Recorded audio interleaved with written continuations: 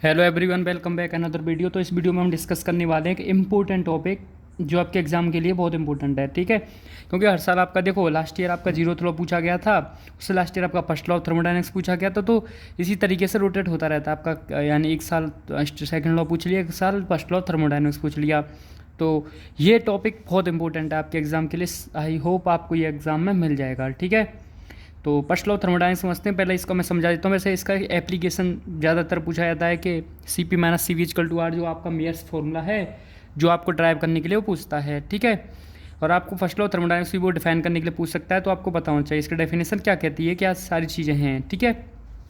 तो देखो, first law thermodynamics simply क्या होता है कि जब भी आप किसी भी देखो किसी भी थर्मोडायनेमिक सिस्टम में, ठीक है, अगर कोई भी हीट अगर आपने सप्लाई की तो क्या होगा कि इसकी जो हीट होगी, देखो पहले तो देखो कंप्लीट हीट जो है वो आपके वर्क डन में चेंज नहीं होगी, ठीक है। सिंपली ये चीज़ तो है।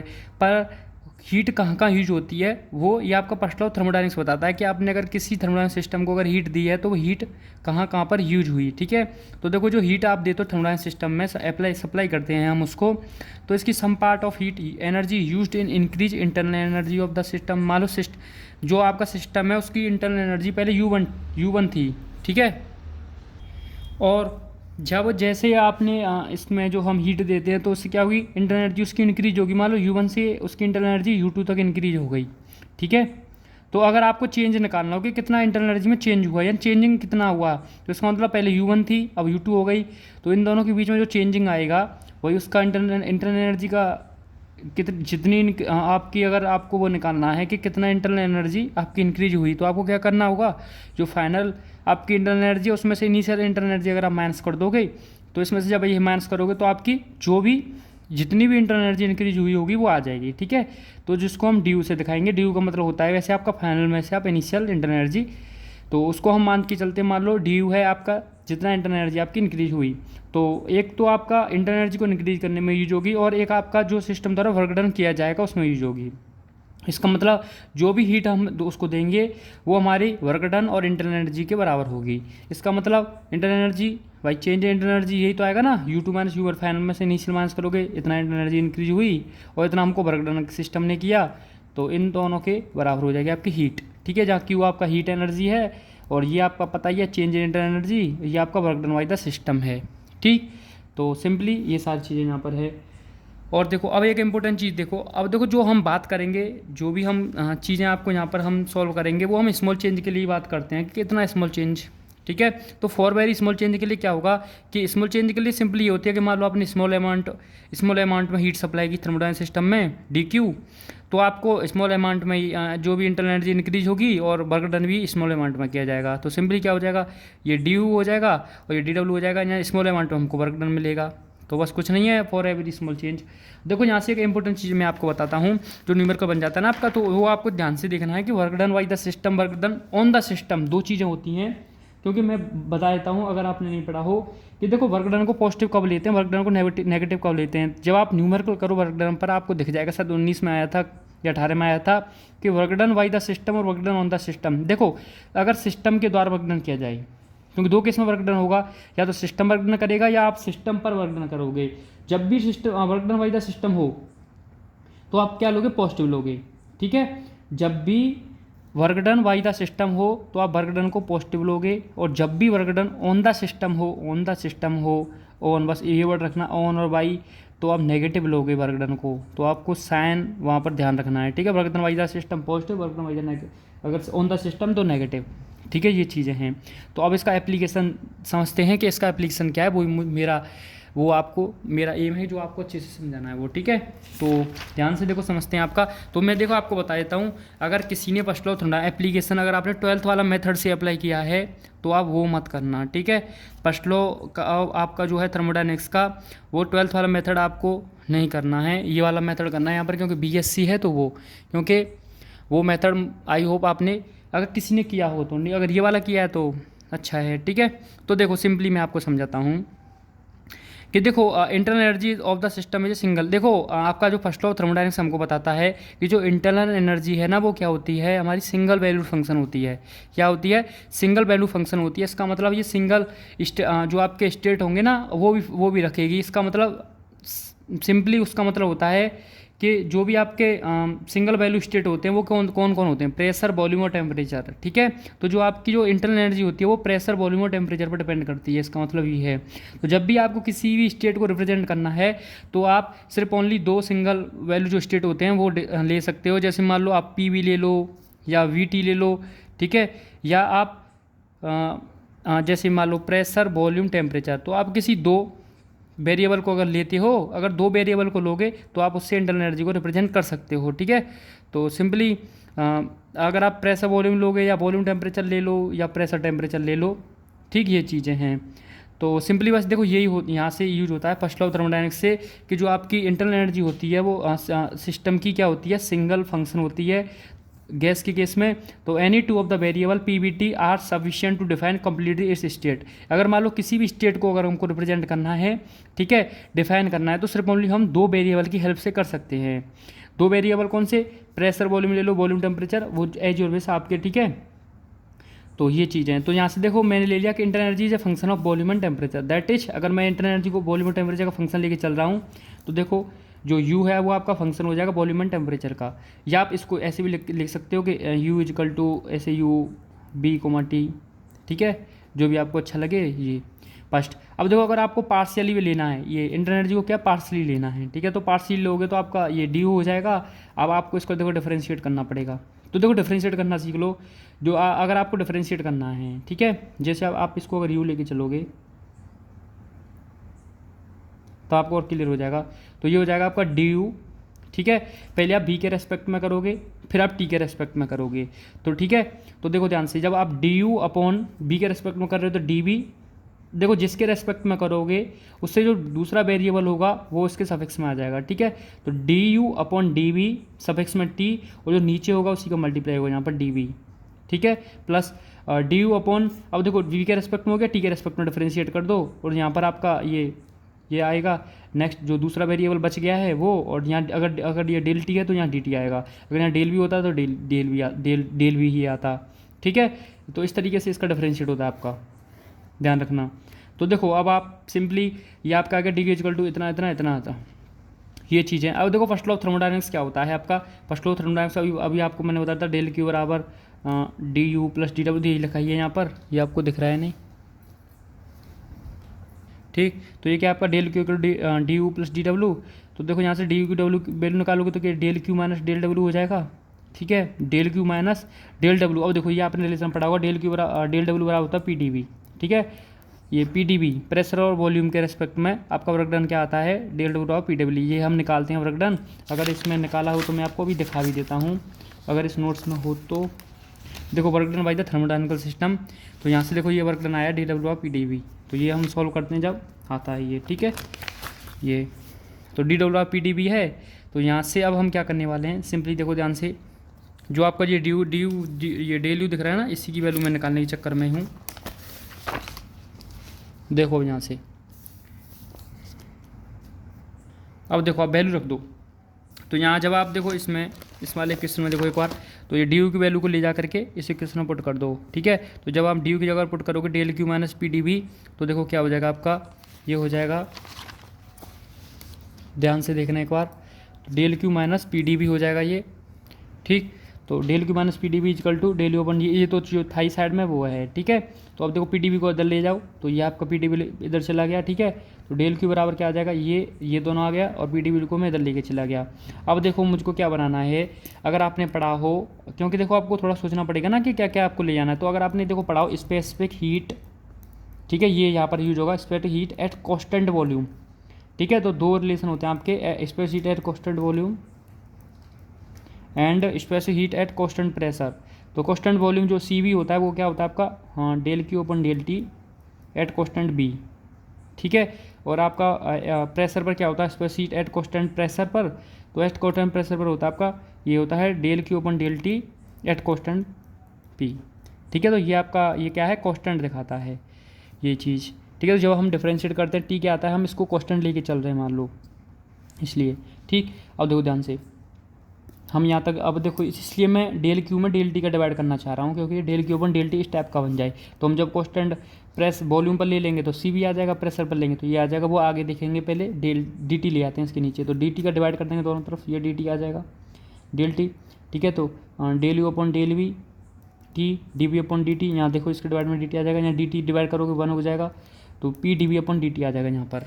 ठीक है, अब देखो ध्यान से del Q upon del T. अब देखो मैंने इसको यहाँ पर लिख दिया है del U upon del T at constant भी, क्योंकि ये तो कट गया डी टी से, प्लस इसको यहाँ लिख दिया है ये वाला, ये यहाँ पर ही है। ये इधर इधर क्यों किया है, क्योंकि देखो यहाँ D V upon D T आपको दिख रहा होगा, कॉमन निकाल दिया। D V upon D T दोनों में से कॉमन लेंगे तो यहाँ से देखो पी आएगा और यहाँ से ये आ जाएगा, ये लिख दिया। ठीक है, ये और del U upon del T at constant V पर del Q upon del T. अब देखो मुझको क्या बनाना है, ये या तो कॉन्स्टेंट वॉल्यूम पर ले लो या कॉन्स्टेंट प्रेशर पर ले लो। तो कॉन्स्टेंट प्रेशर पर लूँगा तो del Q upon del T at constant P, क्योंकि प्रेशर को मैंने कॉन्स्टेंट मान लिया, इजकल टू यहाँ से ये हो जाएगा plus P plus del U upon del V at constant T. तो यहाँ से del U upon del T भी क्या हो जाएगी, प्रेशर कॉन्स्टेंट पर हो जाएगी। ठीक है, अब देखो यहाँ से ये किसका फॉर्मूला है, सी पी का, space heat at constant pressure पर। देखो ये होता है आपका स्पेस हीट, होती है आपकी हीट कैपेसिटी अपॉन मास। तो space heat at constant volume पर क्या होता है, del Q upon del T at constant B. अब देखो ये कैसे हुआ, ये आपको पता चल जाएगा ये चीज़ें। ठीक है, ये अभी पता चलेगा आपको। ठीक, क्योंकि एक रीजन मैं बताऊंगा, एक रिलेशन से आपको ये चीज़ें हैं। ठीक है, और स्पेस सी पी क्या होता है, कॉन्स्टेंट प्रेशर पर del Q upon del T at constant P. ठीक है, तो यहाँ से देखो ये हो जाएगा C P equal to C V plus P plus del U upon del V at constant T, कुछ नहीं है, ये सिंपली ये है बस, ये सी पी हो गया, ये सी बी हो गया। तो थोड़ा सा देखो आपको ये दिख रहा होगा कि ये del U upon del T at constant V पर भी सी बी का फॉर्मूला क्यों है, क्योंकि ये चीज़ अभी आपको क्लियर होगी। ठीक है, क्योंकि वॉल्यूम कॉन्स्टेंट पर ये मैं आपको बताऊंगा ये चीज़ें क्यों इसके बराबर हो गई है। ठीक है, अभी क्लियर होगा ये चीज़ें, क्योंकि सी बी के बराबर कैसे हुआ, एक रिलेशन से आप थोड़ा समझ लो। सी बी को इधर ले आओ, C P minus C V equal to P plus ये हो गया और ये आ गया इतना, तो बस इतना ये किया है। ठीक है, अब समझते हैं इसके अंदर की थोड़ा सा कॉन्सेप्ट। ठीक, तो एक एग्जांपल लेता हूँ, देखो ध्यान से। मान लो ये आपका बॉक्स है, ठीक है। अब देखो इस बॉक्स में अगर मैंने गैस को भर दिया है, ठीक है, इसको कनेक्ट कर दिया एक बड़े बॉक्स से। अब मुझे एक चीज़ बताओ, अब मान लो इधर से इधर ये गैस फ्लो होगी, ठीक है, तो इसमें ये गैस इधर इसमें फिल हो जाएगी, भर जाएगी। ठीक है, अब एक चीज़ मुझे बताओ, जब ये यहाँ पर गैस इसमें थी, ठीक है, अब जब इस गैस ने यहाँ से मान लो जो गैस के ये मॉलिक्यूल हैं इसने इसमें जाने के लिए मान लो कोई वर्क डन किया, आप कहोगे नो, क्योंकि जब देखो यहाँ पर थे ये जो गैस के मॉलिक्यूल, अगर मैंने इसको एक बड़े बॉक्स के साथ इसको अगर कनेक्ट किया यहाँ से यहाँ तक, गैस के मॉलिक्यूल को फ्लो होने में किसी भी वर्क डन नहीं करना पड़ा। वर्क डन कब करना पड़ता है, वर्क डन तभी तो होता है जब हम किसी फोर्स के अपोजिट हमको कोई एक्सटर्नल कुछ करना पड़ेगा, तभी तो वर्क डन निकल के आएगा ना, क्योंकि अगर फोर्स के अपोजिट हम कोई भी चीज़ करेंगे तभी तो वहाँ से वर्क डन निकलेगा। इसका मतलब हमने यहाँ पर कुछ किया नहीं, बस हमने इसके साथ कनेक्ट किया और जो हमारी जो गैस की मॉलिक्यूल थे वो अपने आप ही खुद से ही इस बॉक्स में आना स्टार्ट हो गए। ठीक है, तो इसका मतलब यहाँ पर देखो वॉल्यूम तो चेंज हुआ, क्योंकि देखो यहाँ पर वॉल्यूम इतना था, वॉल्यूम बढ़ गया, वॉल्यूम तो बदल रहा है पर लेकिन वो वर्क डन पर डिपेंड नहीं कर रहा है, क्योंकि देखो वर्क डन हो ही नहीं रहा है भाई, वर्क डन थोड़ी यहाँ पर हो रहा है क्योंकि हमको कोई अपोजिट काम करने नहीं, जो भी मान लो इसकी डायरेक्शन इधर है तो हमने क्या इसके अपोजिट कोई फोर्स अप्लाई किया, नहीं किया, कोई फोर्स अप्लाई नहीं किया, इसका मतलब कोई वर्क डन नहीं हुआ। तो इस केस में यहाँ पर वर्क डन क्या है, ज़ीरो है। अब पर लेकिन वॉल्यूम बदला है, तो वॉल्यूम बदल रहा है पर लेकिन वर्क डन नहीं हो रहा है। अगर वर्क डन नहीं हो रहा है तो अभी हमने डी डब्ल्यू बराबर पी डी बी एक फॉर्मूला पढ़ा था, अगर आपको पता हो तो, ठीक है। तो अगर वर्क डन ज़ीरो है भाई, अगर वर्क डन ज़ीरो हो जाएगा मान लो, तो अगर आपने जो फर्स्ट लॉ ऑफ थर्मोडायनेमिक्स ये जो रिलेशन निकल के आता है आपका, ये जो डी क्यू बराबर आता है जो D U plus D W, ठीक है, तो यहाँ से अगर आपको पता चल रहा हो कि अगर डी डब्ल्यू अगर ज़ीरो है, ठीक है, डी डब्ल्यू अगर ज़ीरो है तो डी क्यू किसके बराबर हो जाएगी, हीट जो है किसके बराबर हो जाएगी, इंटरनल एनर्जी के बराबर हो जाएगी ना। तो यही रिलेशन है, यहाँ से इस डी क्यू को मैं डी यू लिख पा रहा हूँ इसी कारण से, ठीक है, इस जब कांस्टेंट वॉल्यूम होगा, क्योंकि अगर यहाँ डी डब्ल्यू अगर ज़ीरो हो गया तो P D B equal to इतना। अब आप क्या करोगे, देखो अगर ये D W equal to D work done ये फॉर्मूला होता है पी डी बी, ये जीरो, इसको डिवाइड में भेज दोगे तो यहाँ D B equal to zero, इसका मतलब वी क्या है, कांस्टेंट है, वॉल्यूम क्या हो गया, कांस्टेंट हो गया। अगर वॉल्यूम कांस्टेंट है अगर वॉल्यूम कांस्टेंट है तो हम डी क्यू को ड्यू लिख सकते हैं। क्यों लिख सकते हैं? रीज़न यही है कि कोई वर्क डन नहीं करना पड़ेगा इस केस में हमको, ठीक है, वॉल्यूम कांस्टेंट रखने वाले केस में, ठीक है। तो ये है सिंपली इसका रीज़न। आई होप आपको क्लियर होगा एकदम, ठीक है। तो ये हो गया यहाँ तक आपका। अब देखो सिंपली यहाँ पर कुछ चीज़ें यूज होंगी, वो मैं आपको अभी क्लियर कर देता हूँ। तो देखो वैसे तो ये जो आपका अगर यहाँ तक भी आपसे कब रिलेशन पूछा जा सकता है, अगर मान लो आप अगर रिलेशन, एक मिनट ये पेन थोड़ा क्या कर रहा है। तो देखो ये यहाँ तक भी पूछ सकता है वो रिलेशन को आपको प्रूव करवाने के लिए, ठीक है, इतना। तो ये हम वैसे अगर आपका जो आपने मेयर्स फॉर्मूला पढ़ा है C P minus C V equal to R, वो नहीं आया है, वो अभी हम करेंगे। पर लेकिन ये एक स्टैंडर्ड जो आपका होता है फर्स्ट लॉ ऑफ एप्लीकेशन, वो आ चुका है यहाँ तक, ठीक है। अब देखो कुछ कंडीशन हैं, उनको आप ध्यान से देख लो, ठीक है। वो कंडीशन मैं आपको अभी बताता हूँ। तो देखो वो कंडीशन है आपकी कुछ आइडल गैस की वाली कंडीशन, क्योंकि अब आइडल गैस की बात कर लेते हैं, ठीक है। तो अब देखो आइडल गैस के लिए पहला पॉइंट आप लिखो अगर आप लिखना चाहो, ठीक है, नहीं तो मैं बोल रहा हूँ वो मैं आपको समझा देता हूँ, ठीक है। तो ये जूल जो थॉमसन लॉ है, या इसको जूल एक्सपेंशन लॉ भी बोलते हैं हम, ठीक है, या जूल एक्सपेंशन भी कहा जाता है इसको।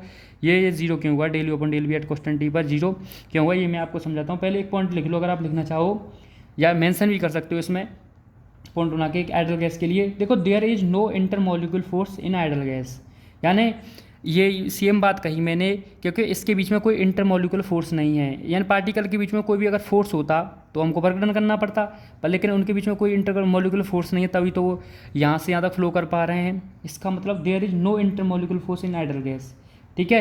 तो इसकी वजह से क्या हुआ, आपका जो इंटरनल यहाँ पर जो वर्क डन हुआ वो क्या हो गया, जीरो हो गया इसके रीजन से, ठीक है। और सेकंड रीजन से क्या आपका, देखो during the expansion of ideal gas, देखो यहाँ पर क्या हुआ है आपका जो आइडल गैस है इसका क्या हुआ, एक्सपेंशन हुआ। देखो पहले छोटे से बॉक्स में थी, अब देखो बड़े वाले बॉक्स में होगी, तो इसका क्या हुआ, आइडल गैस का एक्सपेंशन हुआ, ठीक है। तो यहाँ पर क्या हुआ कि during the expansion of ideal gas, तो there is no change in internal energy, यानी हमारी इंटरनल एनर्जी में कोई चेंज नहीं हुआ आया। अब आपका होगा कि इंटरनल एनर्जी में चेंज क्यों नहीं है, ठीक है। तो इंटरनल एनर्जी में चेंज ना आने का कारण वो ये है, देखो सिंपली अगर मुझे एक चीज़ बताओ, अगर वर्क डन नहीं हुआ और अगर वर्क डन नहीं है तो ये वर्क डन जीरो है, तो जितना भी हीट से मारो जो भी इंटरनल एनर्जी इंक्रीज हो रही है वो उतना ही इंक्रीज होगी, क्योंकि जब वर्क डन ही जीरो हो गया, कुछ वर्क डन नहीं आएगा। अगर देखो ये वैल्यू कुछ आती तो इसका मतलब इसमें चेंज आता, ठीक है। तो अगर इसमें चेंज नहीं आएगा तो इंटरनल एनर्जी पर कोई इफेक्ट नहीं पड़ेगा।